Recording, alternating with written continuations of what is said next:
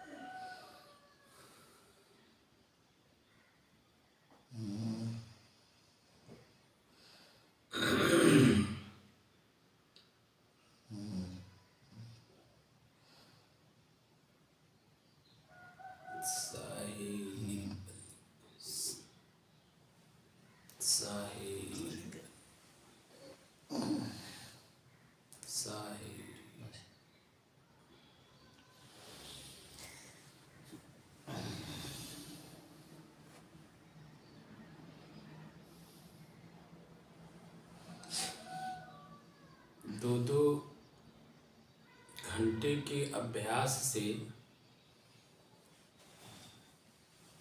साधना मन को साधते साधते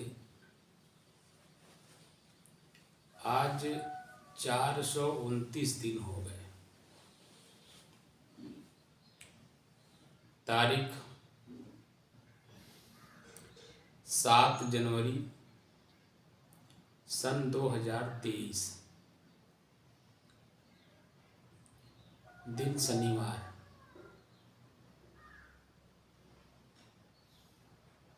प्रातः काल का समय।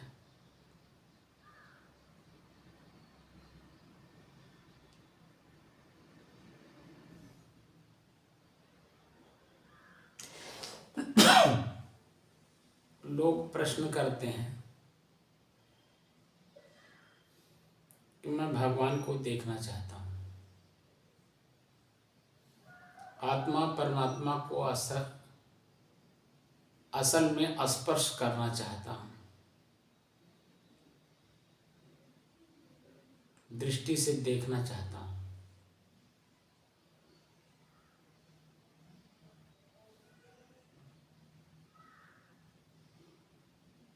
लेकिन देखने की दृष्टि से काम नहीं करना चाहते।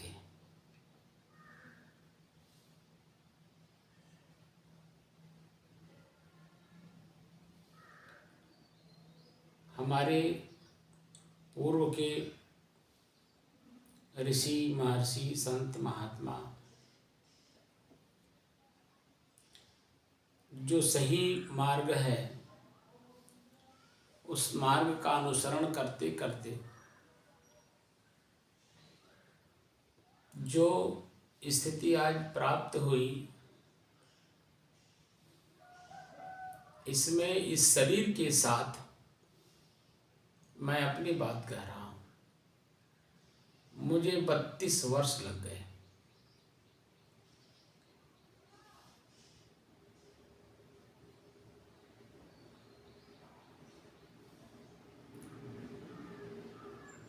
पहले तो वास्तव में कुछ भी समझ में नहीं आता था,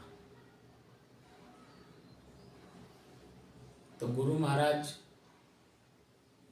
को जो समझ में आता था वो हमें किताबों के माध्यम से पढ़वाते भी थे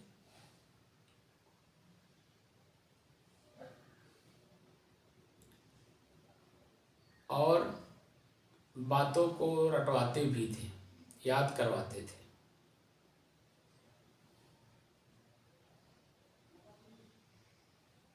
क्योंकि सामाजिक दृष्टि से शरीर का कच्चा उम्र उसे कहते हैं, 20 साल की अवस्था,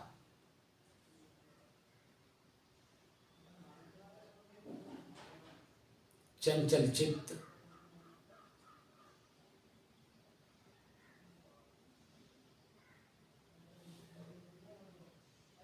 स्वरूप स्थिति। हम पढ़ते जरूर थे,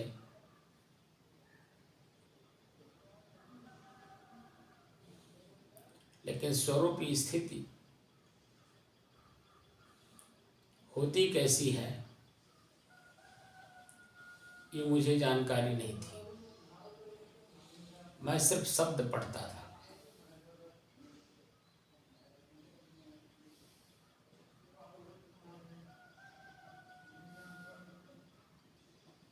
सत्रह सितंबर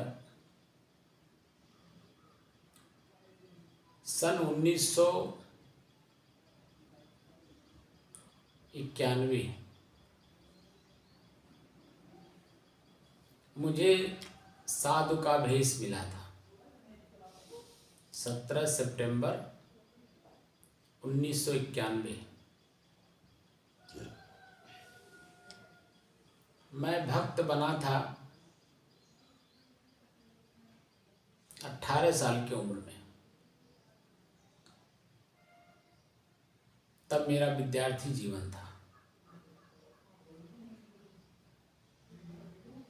भक्त मतलब कंठी माला, गुरु मंत्र।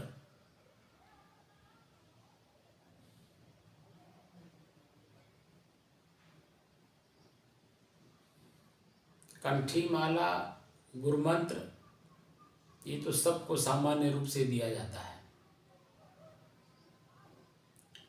लेकिन लंगोटी जो मरने की कफन है, मरने का प्रतीक चिन्ह है, वो किसी किसी को दिया जाता है। ये सामान्य रूप से सबको नहीं दिया जाता है। तो जो मरने का प्रतीक चिन्ह है लंगोटी और अचला, ये मुझे 17 सितंबर 1991 में मिला था, और तब से लेकर के संत समाज में रहते हुए, उनके सभी गतिविधियों को करते हुए, सीखते हुए, जानते हुए, समझते हुए,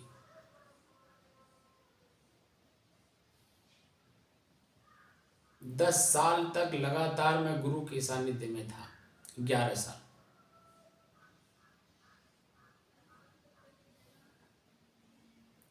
उसके बाद गुरु के पास में रहते हुए भी पठन पाठन, स्वाध्याय, चिंतन मनन, सेवा, जो मैं कह रहा हूँ सभी चीज़ों का हमने पालन किया है। क्योंकि जब किसी के पास रहा जाता है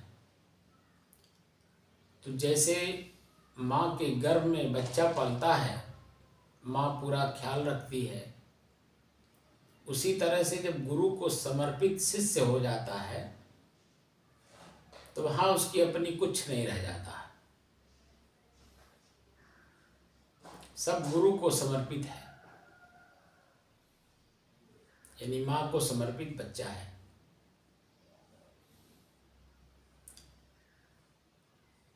तो गुरु महाराज का जो कर्तव्य बनता है, उन्होंने पूरा अपना योगदान मेरे लिए दिया।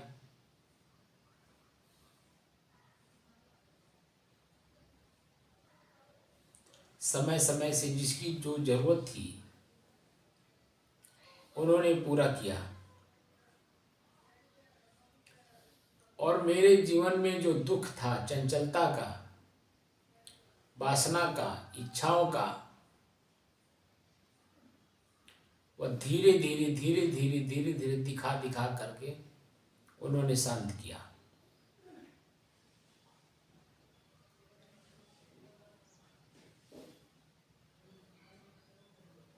जो अभ्यास में उन्होंने कराया, वह रात्रि के समय में स्वयं बैठते थे, बोलते नहीं थे कि तुम भी बैठो, लेकिन स्वयं पूरी रात बैठते थे वो।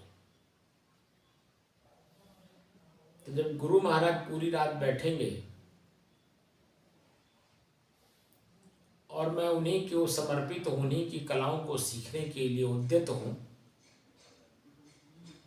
उनके पास गया हूँ उनकी सारी कलाओं को सीखने के लिए, अगर मैं वहाँ सोऊंगा तो मैं सीखूंगा क्या? वास्तविक स्थिति तो मुझसे दूर हो जाएगी। तो मैं भी बैठता था, देखा देखी, लेकिन मन में एक बात रहती थी,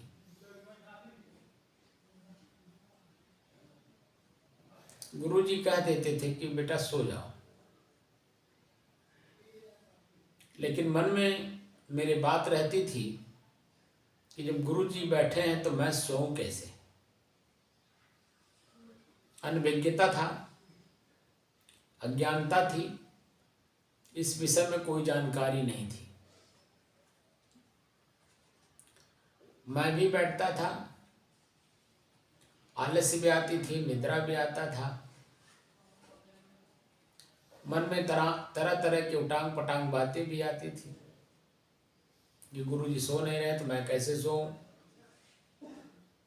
अब मुझे नींद आ रही है, दिन भर सेवा करता हूँ, दिन भर पठन पाठन करता हूँ, तमाम बातें मन में उत्पन्न होती थी, लेकिन मैं सोता नहीं था। तो बैठ करके मैं जो दिन में पढ़ा रहता था या जो याद करने के लिए गुरुजी दिए रहते थे, दिन में याद करता था,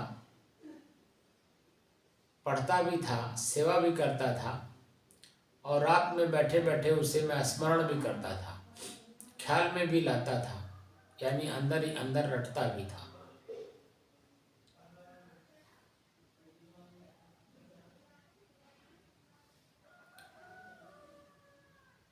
धीरे धीरे धीरे धीरे अभ्यास करते करते करते करते मन की चंचलता खत्म हुई, मन में शांति आई। संयोग बस मुझे हरिद्वार जाने का मौका मिल गया।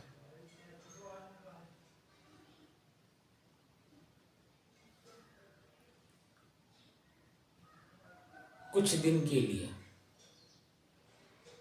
1998 का कुंभ मेला था हरिद्वार का, उसी में जाने का मौका मिला था, क्योंकि मेरे गुरु भाई बड़े स्वामी अभिराम दास जी आश्रम बनाए हैं हरिद्वार में। शुरुआती दौर में वही उन्होंने ज़मीन खरीद करके एक कमरा बनाए हुए थे, और उसी की व्यवस्था के दृष्टि से मुझे गुरुजी से आज्ञा लेकर के मुझे ले गए हरिद्वार। जब कुंभ मेला खत्म हो गया, मुझे वापस गुरु की सेवा में आना था, तो मेरे मन में एक जिज्ञासा जगी कि मुझे संस्कृत पढ़ना है, क्योंकि बार बार गुरुजी एक बात कहते थे कि हमारे जो धर्म ग्रंथ हैं वो सभी संस्कृत में हैं, और हमें एक दूसरे से आदान प्रदान करने के लिए हिंदी और संस्कृत आना अनिवार्य है।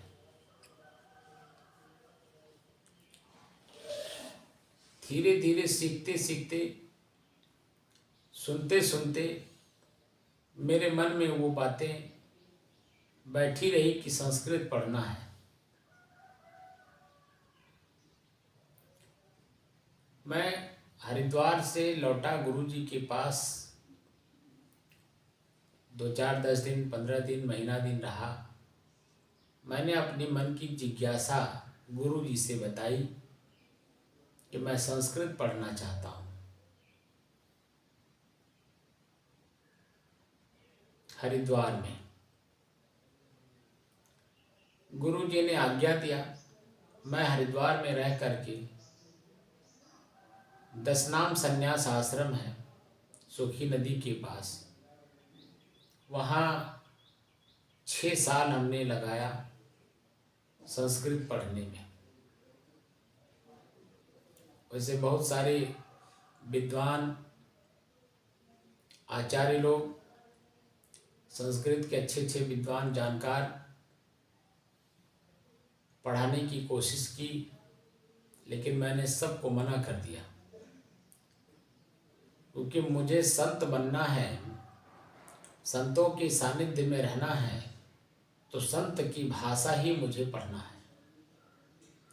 और संत की भाषा कोई विद्वान नहीं पढ़ा सकता, कोई आचार्य नहीं पढ़ा सकता।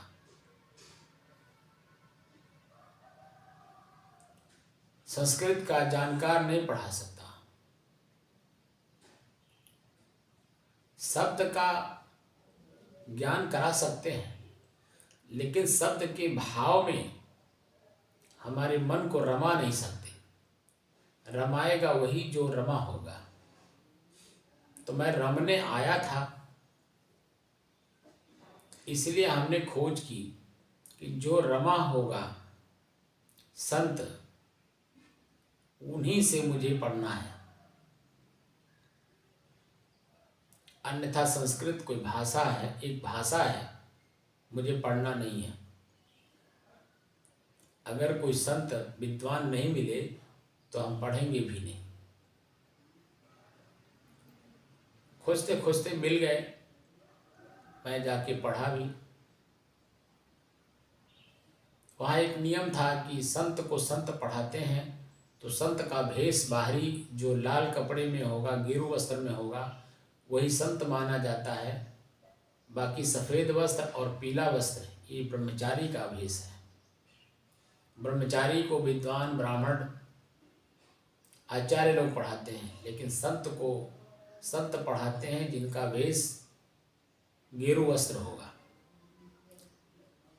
मुझे मरने का कफन जिसे कहते हैं, साधु का भेष मुझे प्राप्त हो चुका था सन 91 में ही, और ये 99 की घटना है। तो मैंने विचार किया, लोगों से, अपने लोगों से मैंने विचार विमर्श किया।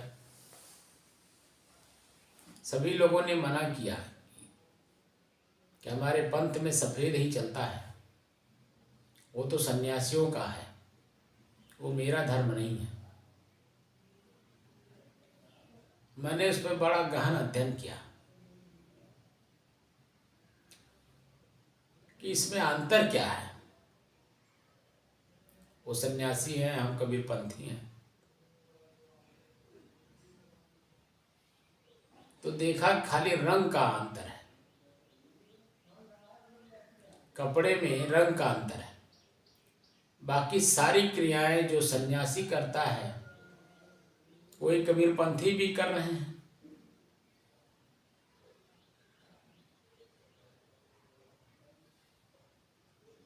तो मैं सबकी बात सुनते सुनते, विचार करते करते मन को मजबूत किया और गेरू वस्त्र कपड़ा खरीद कर मैं पहनकर स्वामी जी के पास पहुंच गया। मुझे भी पढ़ना है। स्वामी जी बड़ी ठहाका लगा के हंसे, और कबीरपंथिया को देखिए गेरू वस्त्र पहन के आ रहा है। खैर कुछ देर हंसी मजाक भी हुआ, लेकिन जब मेरा मन मजबूत उन्होंने देखा तब पढ़ाना शुरू किया। तो जो शब्द संत का है, वास्तविक संत का, उस सब की एक ही परिभाषा है, मन की शांति।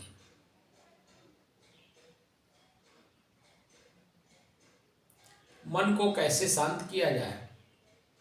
हमारे ही शरीर में इंद्रियां हैं, इंद्रियों के जो विषय हैं, उन विषयों से अपने मन को कैसे हटाया जाए, कैसे उसे जीता जाए, कैसे उसे अपने बस में किया जाए, इसी का तरीका।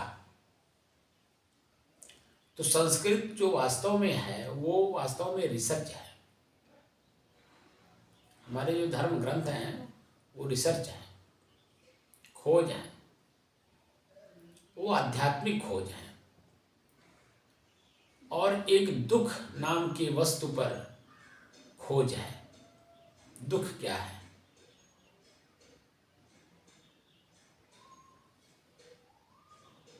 खोज करते करते करते करते शरीर, इंद्रियां, मन, चित्त, बुद्धि, अहंकार, इनसे परे आत्म तत्व। आत्म तत्व का शाब्दिक अर्थ होता स्वयं का खोज। मैं कौन हूं? इसी अपने ही शरीर में मैं कौन हूं? खोज करते करते करते करते समझ में आया, सो अहम, सो हम, मतलब सह अहम। स पर ओ की मात्रा जब संधि विच्छेद करेंगे तो वह विसर्ग हो जाता है, स। फिर अहम, अहम माने मैं, सह माने वह मैं हूं। कौन मैं हूं? जब सारी इंद्रियां इंद्रियों के विषय, इंद्रियों के कर्म, इनके ऊपर मन, चित्त, बुद्धि, अहंकार सब शांत हो जाए, चेतना स्तर पर जब आप आ जाए तब आप आत्मा हुए।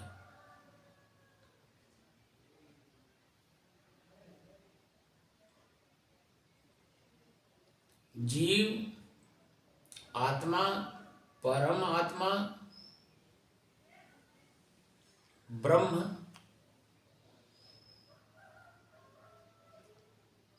परमानंद और स्थिति, इसे आत्म स्थिति कहते हैं। जीव, पहला वाक्य है जीव। सदगुरु कबीर साहब का सिद्धांत भी जीववाद है और गीता में इसका वर्णन भी है। गीता में तो जीव, आत्मा, परमात्मा, ब्रह्म, परमानंद सभी शब्दों का प्रयोग है। तो जीव, मैं जीव कैसे हूं? मैं वासना में बंधा हूं, इसलिए जीव हूं, और वासना के कारण ही मैं अनेकों प्रकार का दुख सह रहा हूं। इंद्रियों का दुख, इंद्रियों के विषयों का दुख, मिलने का दुख, अनमिलता का दुख, मिलकर बिछुड़ने का दुख, अनेकों प्रकार का दुख, भूख, प्यास, नींद, मान अपमान, ठंडी गर्मी, भूख प्यास, तमाम प्रकार के दुख, खोज करते करते जब अपना दुख अपने समझ में आ जाए कि किस कारण से ये दुख है, जो उस समय की स्थिति है, अपने ही दुख को समझ में आना, वही आत्मा हुआ। स्वयं को जान लेना, मेरा दुख, मेरा मतलब मेरे से अलग है तब तो दुख है, मेरे में तो कोई दुख है नहीं, मैं तो स्वयं सुख का सागर हूं। लेकिन दूसरे वस्तुओं में इच्छा करके, कल्पना करके मैं दुखी हूं, जो कि वो प्रकृति है, उसमें परिवर्तन है, उनमें स्थिरता नहीं है। और मैं स्वयं प्रकृति से परे, प्रकृति से परे यानी अलग, शुद्ध शांत स्वरूप हूं। तो जब दुख समझ में आया, दुख का निवारण करने के लिए जब हम उद्यत होते हैं, उद्यत मतलब परिश्रम करना शुरू करते हैं, तो आत्मा बन करके, मतलब दुख समझ में आया, दुख का निवारण ढूंढ रहे हैं, और जब तक दुख का निवारण नहीं हुआ तब तक हम आत्मा हैं। और जब दुख का निवारण हो गया, उस समय की जो स्थिति आपके मन की होती है, मन की प्रसन्नता का, वही परम आत्मा है। परमात्मा, आत्मा तो आप थे ही, लेकिन परम शब्द उसमें जुड़ गया। परम माने श्रेष्ठ, उत्तम, क्योंकि अनुभूति हो गई आपकी स्वयं की।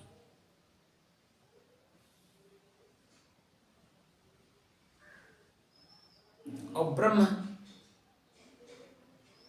गीता में भगवान कृष्ण ने स्पष्ट इसको कर दिया, ब्रह्मभूतः प्रसन्नात्मा न सोचति न कांक्षति। जिस समय में आपका मन कुछ सोचता नहीं है, न सोचति न कांक्षति, कांक्षत मतलब कामना, इच्छा, कल्पना, कुछ भी मन में नहीं है।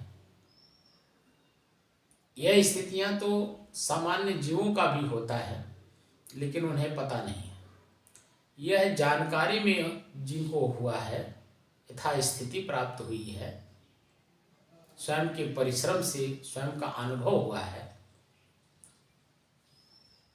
उसे ही ये बात का पता चलता है, वही शब्द को समझ पाएगा। तो मन में कोई कल्पना नहीं, कोई इच्छा नहीं, न सोचति न कांक्षति। आगे कहते समः सर्वेषु भूतेषु, समः सर्वेषु भूतेषु मद भक्तिम लभते पराम। मेरा भक्त, मेरा यहाँ तात्पर्य है स्वयं का भक्त स्वयं होना। स्वयं का भक्त, स्वयं भक्त कौन किसी का भक्त बनता है? जिसमें कुछ देखा जाता है, चरित्र, उत्तम चरित्र। तो उत्तमों में उत्तम चरित्र तो मैं स्वयं ही हूँ। स्वयं का ज्ञान मुझे नहीं है। स्वयं का ज्ञान जिसके पास होगा उन्हीं के पास जा कर के मुझे सीखना होता है। यानी वही गुरु मेरा हो सकता है जो उत्तमों में अपने को उत्तम बना लिया हो, और उन्हीं की उत्तमता को मुझे सीखना होता है समय समय से। तो उस गुरु और शिष्य का संबंध उत्तमोत्तम स्थिति को सीखने के लिए होता है। गुरु अपने उत्तमों में उत्तम चरित्रवान बन करके रहते हैं और शिष्य उन्हीं के चरित्र को सीखने के लिए उनके पास 10 साल 12 साल पूरा समय लगाता है।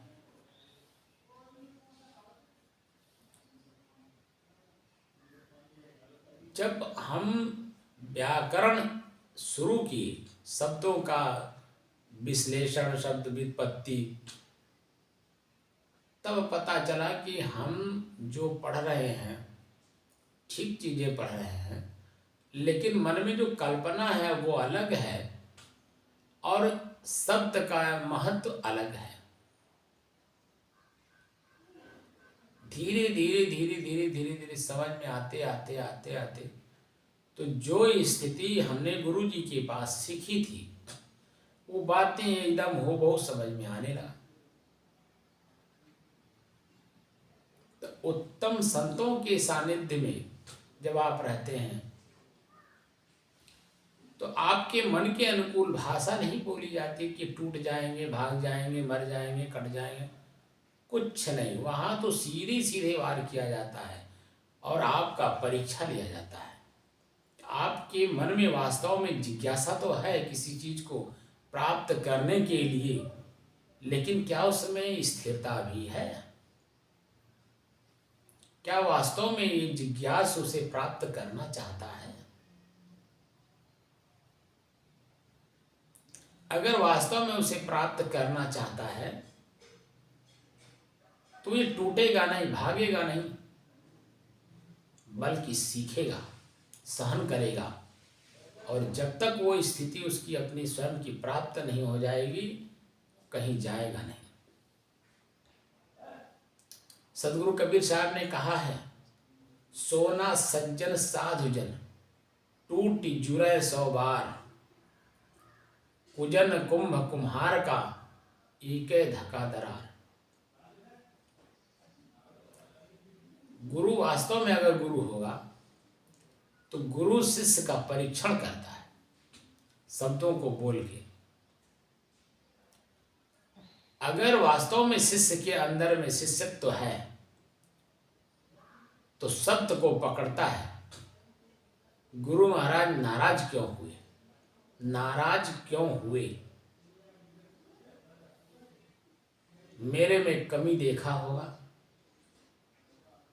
इसलिए वो नाराज हुए। तो मेरे में जो कमी है हम क्यों ना उसे निकालें। उनकी नाराजगी मेरे कर्मों को देखने के बाद हुई है। इसका मतलब मैंने अपने कर्म को गलत प्रयोग किया, इसलिए उनके अंदर में नाराजगी आई।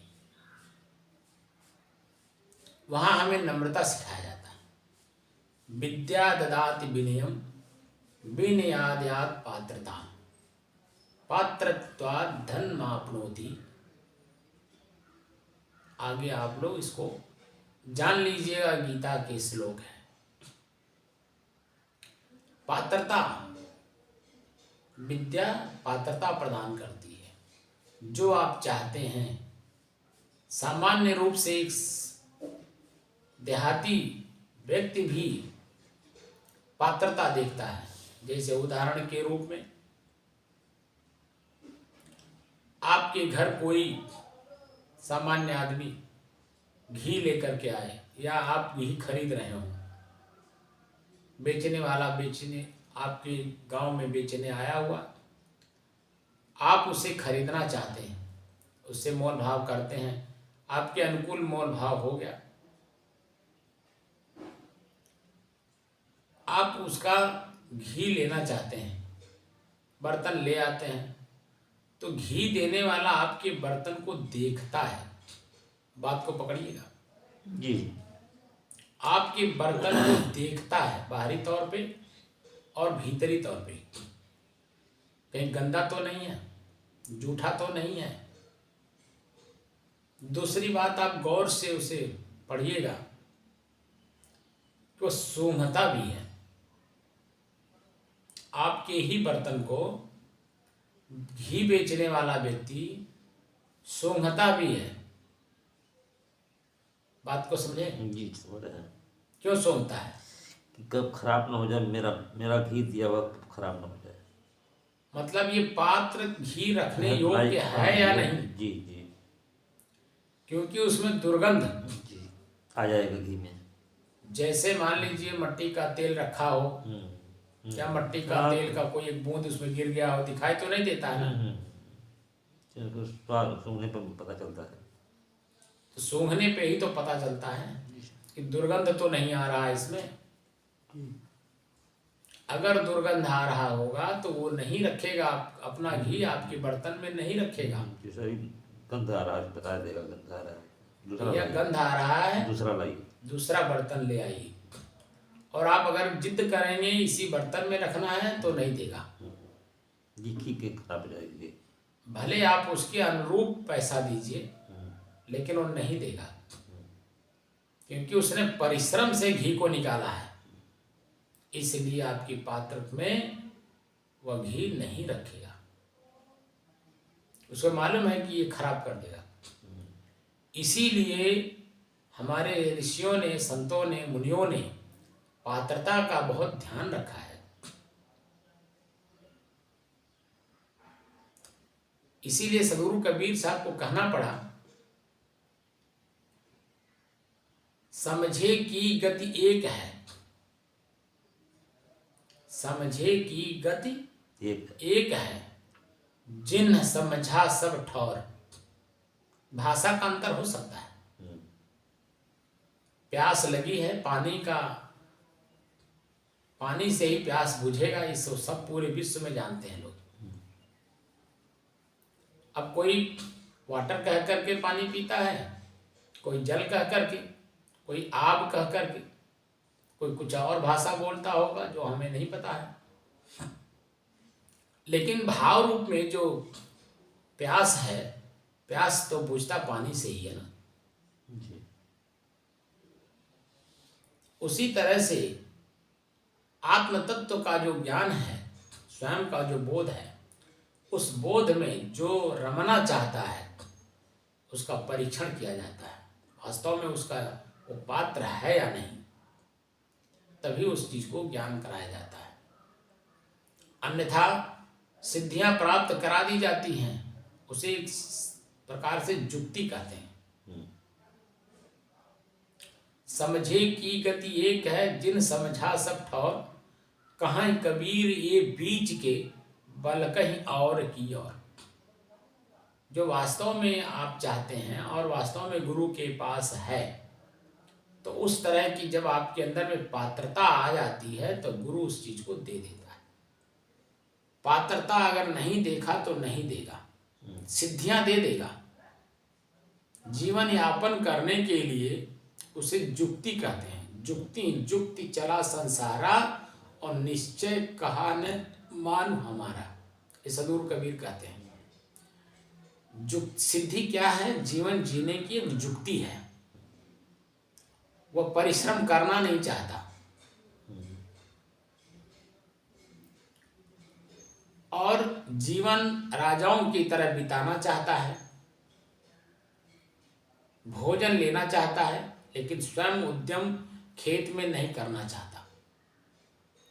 तो अन्य लोग, अन्य जीव जो खेत में काम कर रहे हैं, उनको विद्या अध्ययन कराना।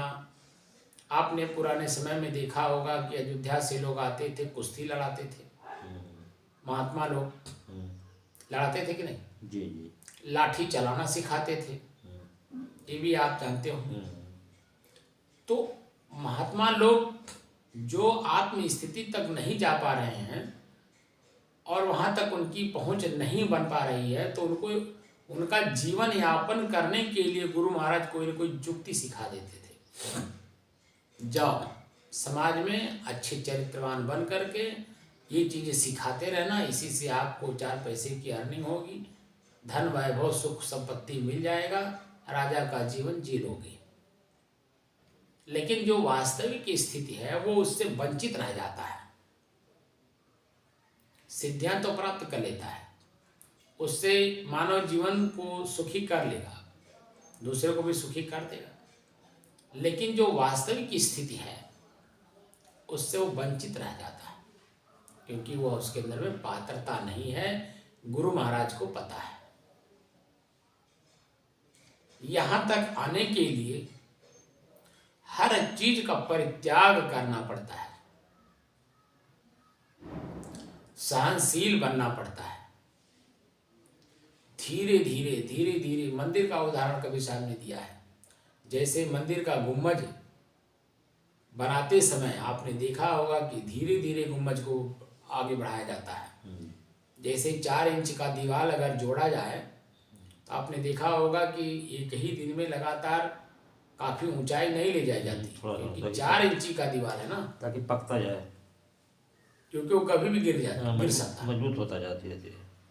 इसीलिए उसको ज़्यादा से ज़्यादा 10-10 रद्दा उसको रखा जाता है, इससे ज़्यादा नहीं रखते हैं।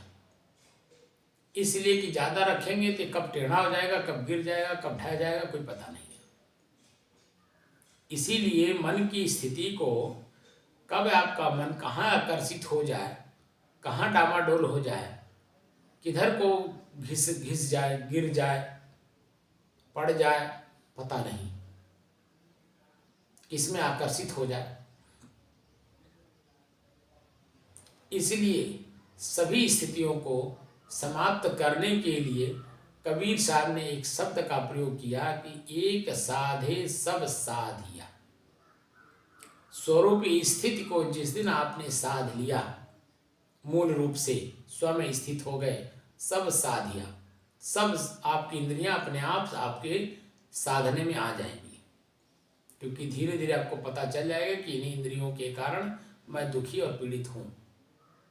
मैं तो स्वच्छ निर्मल सुखी आनंद का सागर मैं स्वयं हूँ। एक साधे सब साधिया, सब साधे एक जाय, और जैसा सींचे मूल को फूले फले अघाय। वास्तव में अपनी स्वयं की स्थिति को जिस दिन आप साध लेंगे, यही मूल रूप है आपके अपने मन की स्वयं की शांति। सभी इंद्रियां अपने आप आपके साधने में आ जाएंगी, क्योंकि आपको पता चल जाएगा मेरी जो शांति वास्तव में शांति है वो इंद्रियों के कारण ही भंग हो रही है। इस साधना द्वारा ही हो पाएगा। और किसके द्वारा होगा? कोई और कोई साधन हो तो बताएं। और ये धीरे धीरे होगा, न कि चंचलता के कारण तुरंत मिल जाएगा, बहुत धीरे धीरे। मैंने उदाहरण दिया ना मंदिर का और 4 इंच दीवार का, बहुत सूक्ष्म है ना। सुरहुर पेड़ अगाध फल, पंछी मरिया झूर, चढ़े तो चाखे प्रेम रस और गिरे तो चकनाचूर। ये बहुत सुरहुर है, सीधा पेड़ है चढ़ने के लिए, और जब पेड़ पर चढ़ जाएंगे तो अनेकों फल उसमें आपको मिलेंगे, जिसको अंग्रेजी में क्रिसमस ट्री बोलते हैं। हम लोग कल्प वृक्ष उसी को कहते हैं हिंदी में। वो कल्प वृक्ष का जो ऊपरी हिस्सा है सुरहुर पेड़ का, वो कल्प वृक्ष ही है। चढ़ जाने के बाद अनेकों फल आप प्राप्त करेंगे, लेकिन अगर आप उस पे से गिर गए तब क्या होगा? तो मर जाएंगे एकदम। चकनाचूर, हाथ पैर सब टूट जाएगा, आपकी हड्डियां चूर चूर हो जाएंगी। बड़ी सावधानी के साथ ऊपर चढ़ना होता है, यानी अपने आत्म स्थिति तक पहुंचने के लिए बहुत सूक्ष्म दृष्टि से चलना होता है। एकाग्र चित्त होकर के गुरु के वचनों का पालन करते हुए चलना होता है। जो गुरु कह दें अक्षरशः जब तक आप पालन नहीं करेंगे तब तक वास्तव में उस स्थिति तक नहीं पहुंच पाएंगे। और गुरु महाराज तब तक आपको वो चीजें नहीं देंगे जब तक उनके अक्षरशः शब्दों का पालन आप नहीं करेंगे। यहाँ तक अंदर हो जाता है कि गुरु महाराज भले दूर हों, लेकिन वह क्या चाहते हैं शिष्य मनोभाव से जान लेता है, क्योंकि मन गुरु के चरणों में लीन रहता है, इसलिए गुरु के भावनाओं को भी वो पढ़ लेता है। गुरु महाराज को वर्तमान में क्या चाहिए। जब ये स्थिति आती है तब वो स्थिति जब गुरु देख लेते हैं तब कहते हैं बेटा अब अपनी ओर मुड़ जाओ, मैं जो हूं वही तुम हो। लास्ट में सब तक बोलते हैं मैं जो हूं वही तुम हो। शब्द कहना तो बड़ा आसान है जी। कि जो मैं हूं वही तुम हो, लेकिन इसी शब्द तक पहुंचने के लिए पूरी जीवन लूट पूरा जीवन समाप्त करना पड़ता है, समर्पित करना होता है, तब जाकर के वह स्थिति प्राप्त होती है। और वह स्थिति प्राप्त करने के लिए आप कितना जन्म लगाते हैं या कितना वर्ष लगाते हैं ये तो आपके ऊपर निर्भर करता है। गुरु बेचारा तो तत्काल देना चाहता है, लेकिन शिष्य में पात्रता ही नहीं है, तो बताइए क्या करें। जो स्थिति आज हम लोगों की बनी हुई है 429 दिन में धीरे धीरे हम लोग यहाँ तक आए ना।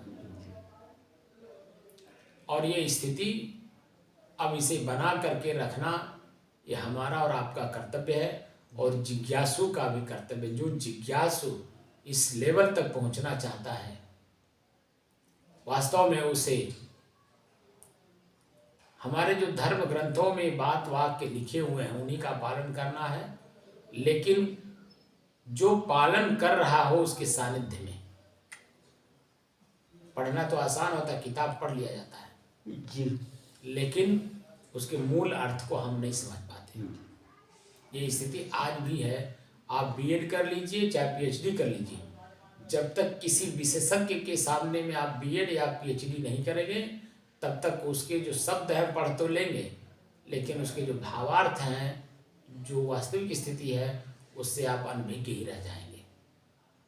इसीलिए आज भी वो स्थिति बरकरार है जो हमारे पूर्व के ऋषियों ने हमारे समाज को दिया है। जैसे आप स्कूल पढ़ लीजिए, एलएलबी कर लीजिए, एमबीबीएस कर लीजिए, बिना सीनियर के साथ प्रैक्टिस किए क्या आप वास्तव में वो वकील बन पाएंगे या डॉक्टर बन पाएंगे? डिग्री तो आपको मिल गई, नाम के आगे लिखने के लिए मिल गया डॉक्टर राम लखन दास, तो क्या मैं डॉक्टर हो गया? क्या मैं किसी का भी कुछ भी ट्रीटमेंट कर सकता हूँ? क्योंकि मैंने किसी विशेषज्ञ का सानिध्य लिया ही नहीं उसके ट्रीटमेंट करने के लिए। तो बातें तो पहले से ही सिद्ध हैं। और अगर हमें प्रैक्टिकल जीवन जीने का कला गुरु महाराज के सानिध्य में मिल जाए तो पीएचडी की डिग्री हो या ना हो कोई फर्क पड़ेगा? हम किसी का भी ट्रीटमेंट कभी भी कर सकते हैं। गलत कह रहे हैं बोलिए। तो सच बात है साहब। वह है असर करता कढ़ा होता है। देखिए पढ़ा व्यक्ति भी जब तक कढ़ेगा नहीं तब तक उसके पढ़ने का कोई मतलब नहीं है। होता कि पढ़ा होता है कढ़ा होता है, तो कढ़ा जैसे बैंक का कैशियर करोड़ों रुपया दिन भर में गिनता है, उसके काम कितना आता है आप बताइए? उसकी अपनी मजदूरी, अपनी शेयर ही तो। क्या उस रुपए का वो प्रयोग अपने व्यक्तिगत जीवन में ले सकता है? बात को पकड़े कि नहीं? बैंक का कैशियर, जी। बैंक ने कैशियर बना दिया आपको, आप दिन भर गिनते रहिए रुपया, लेकिन आप अपने किसी भी काम में एक कप चाय पीने में उसका प्रयोग नहीं कर सकते। नहीं कर सकते। अगर आपने एक कप चाय उसके पैसे से पी लिया तो घट गया। और उसके लेन देन में हिसाब किताब में कहीं कमी आ गई तो आपको अरेस्ट करा देगा तुरंत, 1 मिनट भी नहीं लगाया। आपको उस पैसे को गिनने का पारिश्रमिक आपको जो मिलेगा उसी में आप अपना चाय पीजिए चाहे आप दूध पीजिए, वो किसी को कुछ बोलने नहीं जाएगा। लेकिन आपने दूसरे के पैसे का प्रयोग अगर किया तो दोषी हो गए। शब्द गिनना आसान है, पढ़ना आसान है, सब समय बर्बाद करना आसान है। 15 साल, 18 साल, 20 साल, 22 साल लगता है पीएचडी करने में, लेकिन पीएचडी जब किसी के सानिध्य में करते हैं और मन से करते हैं तभी वो यथा स्थिति हम प्राप्त कर पाते हैं। और फिर जब पीएचडी का डिग्री मिल जाता है उसके बाद पीएचडी मतलब ही होता है प्रैक्टिकल, हर चीज को प्रैक्टिकल देखा जाता है। जिस विषय में आप पीएचडी करना चाहते हैं उसके यथा स्थिति को समझने के लिए। बात समझ में आई? अब यहाँ संत के सानिध्य में आपको कुछ नहीं करना, सारी चीजों को उतार के रख देना है। हम पढ़े लिखे हैं, समझदार हैं, धनवान हैं, ज्ञानवान हैं, कुछ भी काम नहीं करता वहाँ, तो सिर्फ प्रैक्टिकल काम करता है गुरु के सानिध्य में। गुरु जो वहाँ पर आपको जो चीजें बताएंगे उसे आपको करना है। झाड़ू लगवाएंगे, पहले बर्तन मंजवाएंगे, भोजन बनवाएंगे, धीरे धीरे धीरे धीरे आपके मन स्थिति, चंचल मन को स्थिर कराते हैं। तब जब जान जाते हैं कि स्थिर चित्त हो गया तब उसे धीरे से बताते हैं कि ये स्थिति आपकी अपनी है। ऐसे तत्काल नहीं बता देते, आप कितना भी ज्ञानी ध्यानी कुछ भी हो। इसलिए गुरु के सानिध्य में जाइए तो गुरु संत गुरु हों। गुरु तो सभी लोग बन रहे हैं आजकल थोड़ा मोड़ा ज्ञान लेकर के, लेकिन संत गुरु के पास जब आप जाएंगे तो वह तुरंत नहीं कोई चीज़ दे देते हैं, धीरे धीरे धीरे धीरे आपको अभ्यास करवाते हैं। और अभ्यास करवाते करवाते जो सबसे बड़ा दुख का कारण है वासना, काम, रति, उस पर विजय प्राप्त आप कर लेते हैं। अन्यथा ये काम वासना कब कहाँ किस रूप में आपको अटैक कर देगा आपके ऊपर, आपको पता नहीं चलेगा। इसलिए सावधानी पूर्वक साधना करिए संत गुरु के सानिध्य में। साहेब बंदगी साहेब बंद कर दे।